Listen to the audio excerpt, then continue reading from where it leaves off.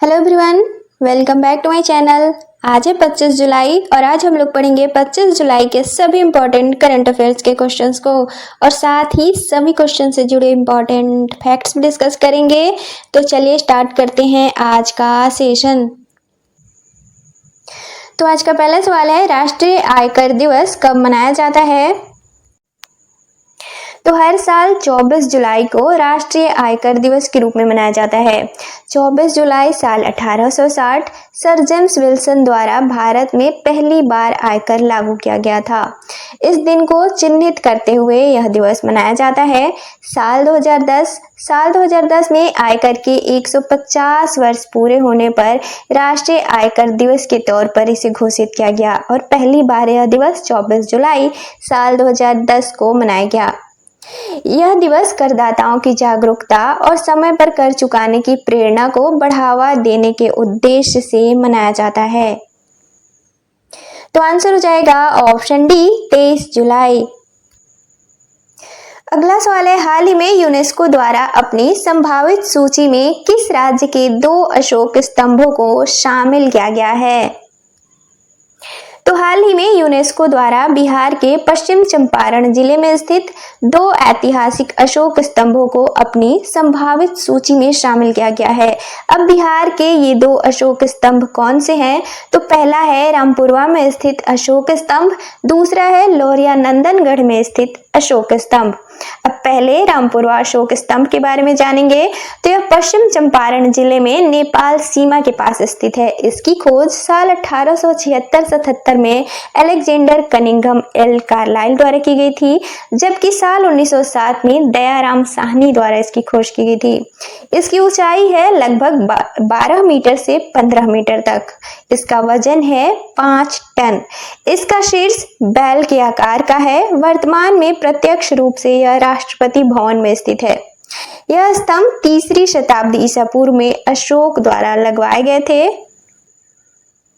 अब यह स्तंभ अशोक द्वारा क्यों लगवाए गए? तो इस क्षेत्र को गौतम बुद्ध के संन्यास या फिर परिनिर्वाण से संबंधित माना जाता है।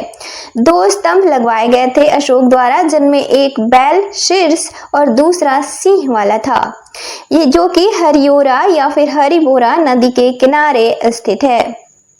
और दूसरा है लौरिया नंदनगढ़ स्तंभ। तो यह पश्चिम चंपारण जिले में स्थित बेतिया शहर से उत्तर पश्चिम क्षेत्र में पड़ता है, जो कि बूढ़ी गंडक नदी के पास स्थित है। इसकी ऊंचाई 12 मीटर है और 3 मीटर जमीन के अंदर भी स्थित है। इसका नाम एक तेज उच्च स्तंभ लौर और 2 किमी दूर स्थित नंदनगढ़ स्तूप से लिया गया है और यह बलुआ पत्थर से निर्मित है।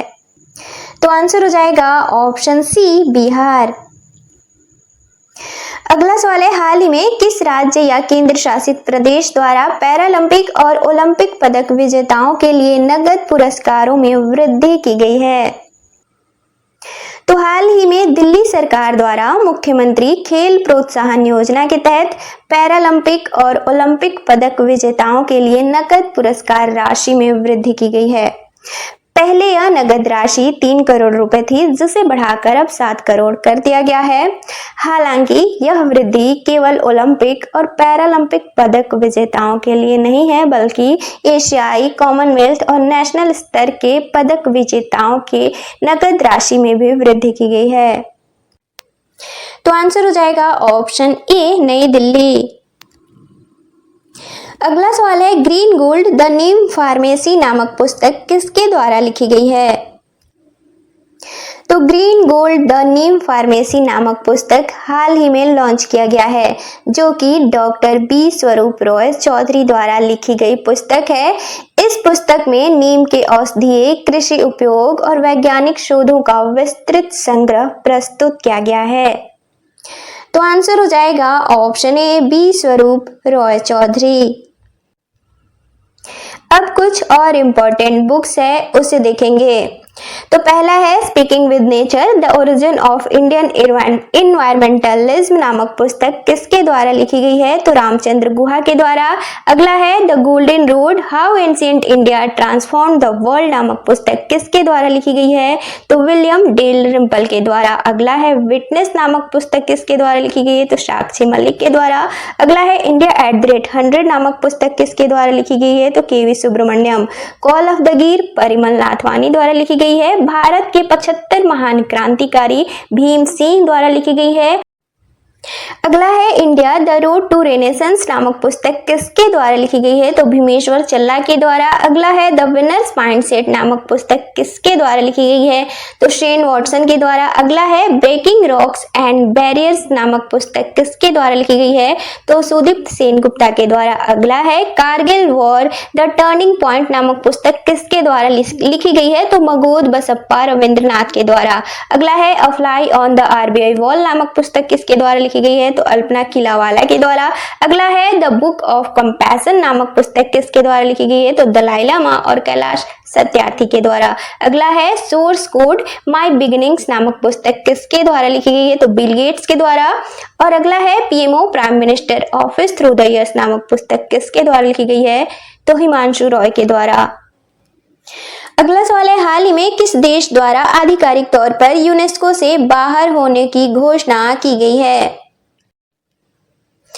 तो हाल ही में अमेरिका ने आधिकारिक तौर पर यूनेस्को से बाहर होने की घोषणा की है, जो कि यह तीसरी बार अमेरिका द्वारा यूनेस्को की सदस्यता समाप्त करने की घोषणा की गई है। इससे पहले साल 1984 में और साल 2017 में भी अमेरिका द्वारा यूनेस्को की सदस्यता समाप्त की गई थी।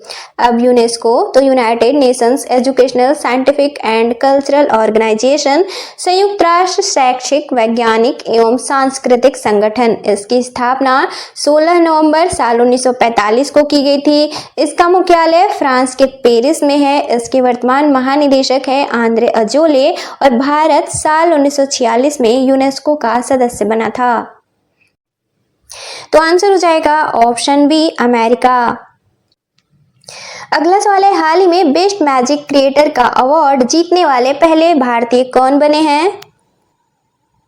तो भारत की प्रसिद्ध जादूगर सुहानी शाह को हाल ही में इटली में आयोजित वर्ल्ड चैंपियनशिप ऑफ मैजिक में सम्मानित किया गया है, जो कि इन्हें यह अवार्ड बेस्ट मैजिक क्रिएटर के लिए दिया गया है। वैश्विक स्तर पर जादूगरों में यह सबसे बड़ा सम्मान है। सुहानी शाह को इससे पहले ऑल इंडिया मैजिक एसोसिएशन द्वारा जादू परी की उपाधि भी दी जा चुकी है। तो आंसर हो जाएगा ऑप्शन सी सुहानी शाह। अगला सवाल है हाल ही में किस राज्य में भारत की पहली खनन पर्यटन परियोजना शुरू की गई है? तो हाल ही में झारखंड सरकार द्वारा भारत की पहली खनन पर्यटन परियोजना की शुरुआत की गई है, जो कि झारखंड पर्यटन विकास निगम और सेंट्रल कोलफील्ड्स लिमिटेड द्वारा इस परियोजना के लिए 5 वर्षों के लिए समझौता किया गया है, जो कि यह समझौता आगे भी बढ़ाया जा सकता है। 5 अगस्त 2025 से इस परियोजना की शुरुआत की जाएगी। इसका लक्ष्य है खनन विरासत को आम जनता, पर्यटन, शिक्षा समूहों के लिए सुलभ और जानकारी पूर्ण बनाना। अब इससे फायदे क्या होंगे? तो राज्य में पर्यटन से मिलती ऊर्जा, रोजगार, शिक्षा और सांस्कृतिक सम्मान को बढ़ावा मिलेगा। अब आज के वन लाइनर के सवाल। तो पहला है हाल ही में जस्टिस त्रिलोक सिंह चौहान ने किस राज्य के 17वें मुख्य न्यायाधीश के तौर पर शपथ ली है? तो झारखंड के। अगला है पद्मश्री विजेता रतनथियम कौन थे जिनका हाल ही में निधन हो गया है? तो रंगमंच के निर्देशक थे। अगला है हाल ही में पटना हाईकोर्ट के 45वें मुख्य न्यायाधीश के तौर पर किसने शपथ ली है? तो जस्टिस विपुल एम पंचोली ने। अगला है हाल ही में जापान ओपन 2025 में महिला एकल का खिताब किसने जीता है? तो आन से यंग ने। अगला है हाल ही में भद्राद्री कोठागुडेम जिले ने ओपन सोर्स GIS कोहोर्ट पुरस्कार जीता है। यह किस राज्य में स्थित है? तो तेलंगाना में। अगला है हाल ही में इसरो अध्यक्ष V नारायणन ने किस वर्ष तक एक स्वतंत्र भारतीय अंतरिक्ष स्टेशन स्थापित किए जाने की घोषणा की है? तो साल 2035 तक।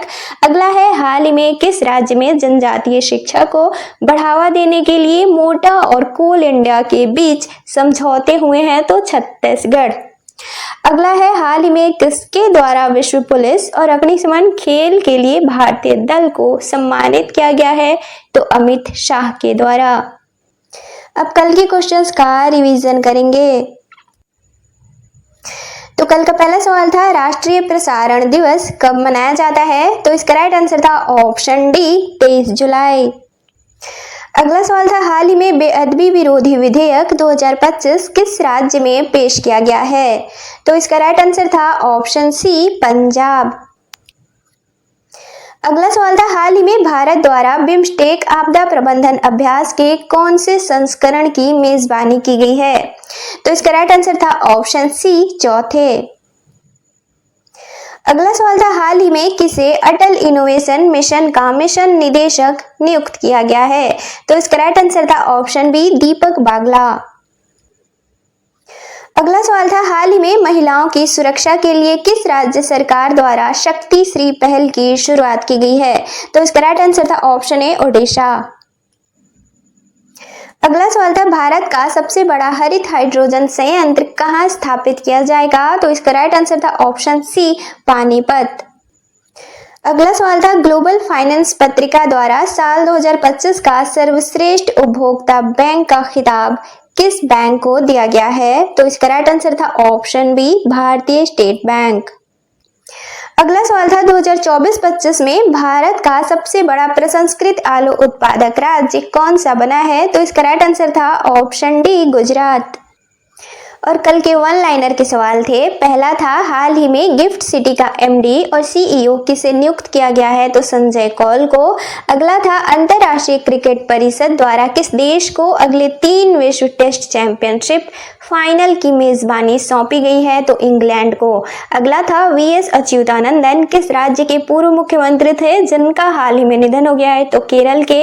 अगला था, हाल ही में किस भारतीय राज्य द्वारा संयुक्त राष्ट्र विकास कार्यक्रम के साथ आपदा प्रबंधन के लिए समझौता किया गया है? तो उत्तर प्रदेश द्वारा। अगला था, हाल ही में ओरिएंटल कप 2025 के कौन से संस्करण का उद्घाटन नई दिल्ली में किया गया है? तो तीसरे। अगला था, हाल ही में जापान ओपन में पुरुष एकल का खिताब किसने जीता है? तो सुजुकी ने। अगला था, हाल ही में सुशासन प्रथाओं पर राष्ट्रीय सम्मेलन का आयोजन कहाँ किया गया है? तो ओडिशा के भुवनेश्वर में। अगला और कल का लास्ट क्वेश्चन था, हाल ही में धार्मिक विरोध रोकने के लिए किस राज्य सरकार द्वारा भारत का पहला बेअदबी विरोधी विधेयक 2025 पेश किया गया है? तो पंजाब सरकार द्वारा।